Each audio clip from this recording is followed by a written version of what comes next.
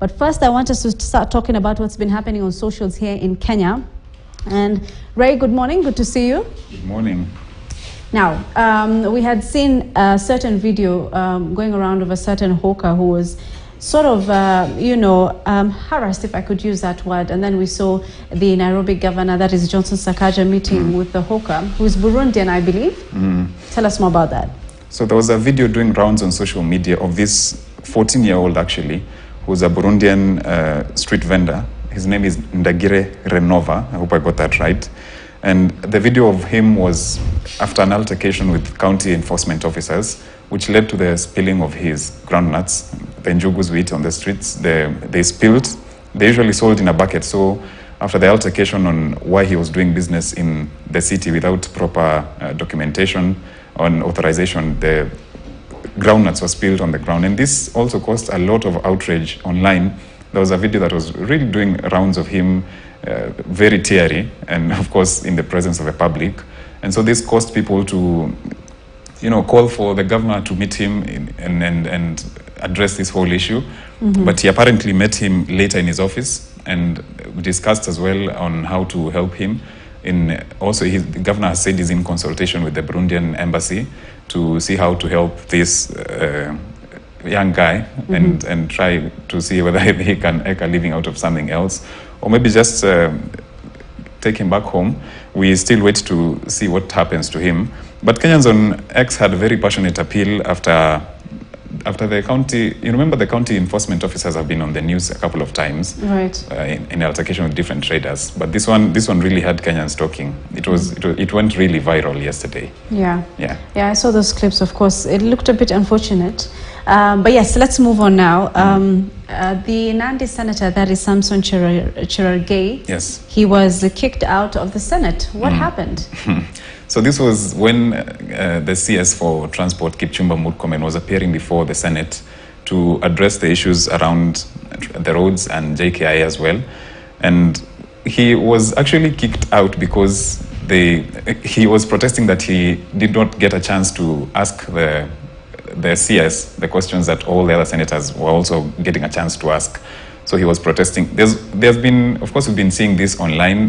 There's been videos of them attacking each other in very veiled ways online, as well as that particular funeral that all this spat began.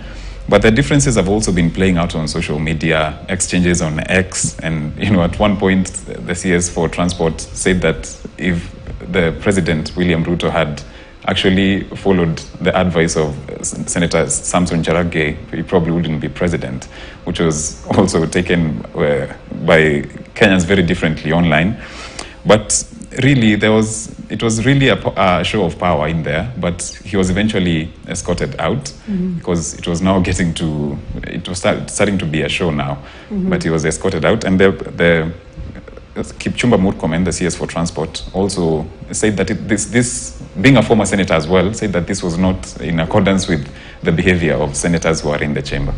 Right. Yeah. Okay, moving on now. I think one of the biggest stories that pupils are waiting for is the KCP results being announced today. Around 1.4 million candidates have sat for KCP. And what's interesting about this year's cohort, it's the last cohort before the official CBC curriculum is in place. Tell us what Kenyans are talking about on social media on that bit.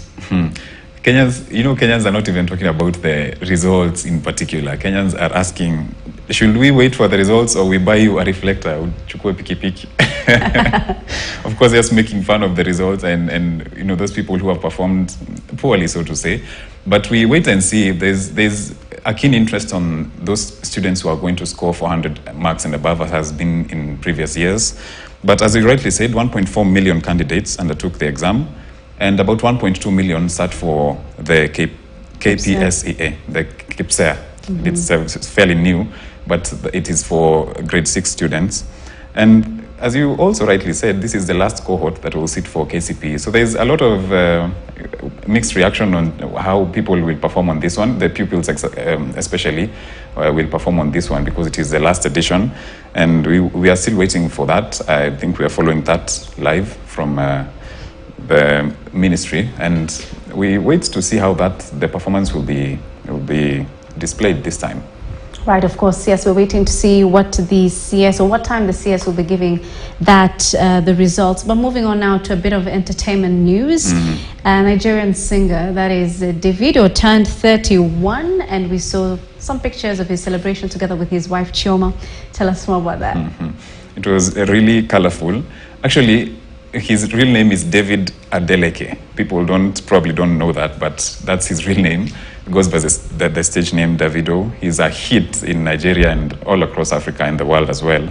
So he turned 31 about 2 days ago, and interestingly, he had not posted anything about this online the whole day until the end of the day. And ex-users came out to congratulate him and his wife as well. Remember, there's a time he had lost, which was in 2022, he had lost his son, but they also welcomed twins in 2023, that's about a month ago. And so Kenyans and Africans alike online were also congratulating him for turning 31 and for the gift of twins. He has said he's grateful for the far he has come and for life and to God. That's what he posted online. Right, of course, a happy belated birthday to Davido. Absolutely. Right, now I want us to talk about the Thanksgiving from the United States. Of course, it's usually marked on 4th November, and the aim is to just, people in that country, you know, they give thanks for what they have in that country. So, this started in 1863, and not everybody really celebrates this. Ray? Yes. Have you ever carved out a turkey before? This is my first time to see a turkey with my own two eyes. Wow. I mean, I've seen it before, but I haven't tasted it, so... It's interesting. I don't know. It's huge. I didn't expect it to be this pretty big. Yes, and we've received this from the U.S. Embassy. It's courtesy of the U.S. Embassy. So the turkey is right there. You can see the Kenyan flag. The U.S. Embassy, the U.S. flag is also there. But also on this plate right here, there's pumpkin and spice pie. Spice pie, actually, yes. And this is part, actually, of what they have during Thanksgiving. Interesting. So, should we try carving it out? Let's see how bad we are at this. Let's give it a shot. Let's give it a shot. First, we take this off. Happy Thanksgiving. Happy Thanksgiving, right? Yes, from the U.S. Embassy. We are really grateful to them for this honor to celebrate with us as well. Right. This is interesting. The first time I'm carving out a turkey is live on TV. Oh yeah. What a better way to have a fast. Right. Let's give it a shot. Yeah. So usually I think it also there's stuffing of potatoes in it. So we're just going to move it. Just move it slightly. So we're supposed to be carving it out, but I think we'll figure this out. Slowly. Slowly, right? Just slowly. No pressure. Please don't judge us. Why not? Just careful of that. Just be careful of that. Yeah. Not bad. Not bad. It's pretty soft, right? Oh, it's really nice. Can't wait to go off air and have this. And have a bit of it. Yeah, it looks pretty good, actually. It looks pretty good. Yeah. I think I'm just going to now wait. Turn it a bit. Turn it a bit? Yeah. Yeah. You just want a piece, eh? Well, yeah, just a bit, just slightly. Slightly.